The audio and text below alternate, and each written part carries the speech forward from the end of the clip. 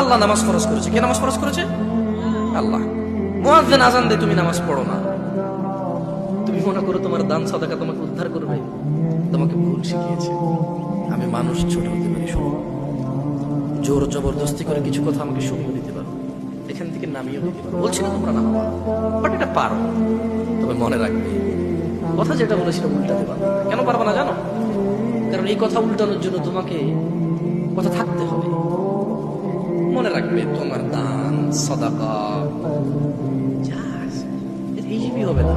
তুমি কি মনে করো হিন্দু লোককে আল্লাহ প্রশ্ন করবে কিয়ামতে, এ হিন্দু এতগুলা বুধকে পূজা করছিস, ঠিক আছে বল নামাজ কেন পড়িসনি?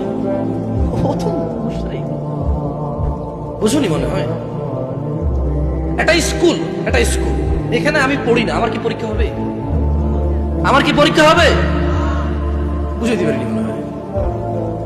তো যে মুশরিক, তার নামাজ রোজা হজ যাকাতের হিসাব কিসের হিসাব? সে তো অলরেডি এমন অপরাধে যা ক্ষমাযোগ্য নয়, যা কি নয়, ক্ষমাযোগ্য নয়।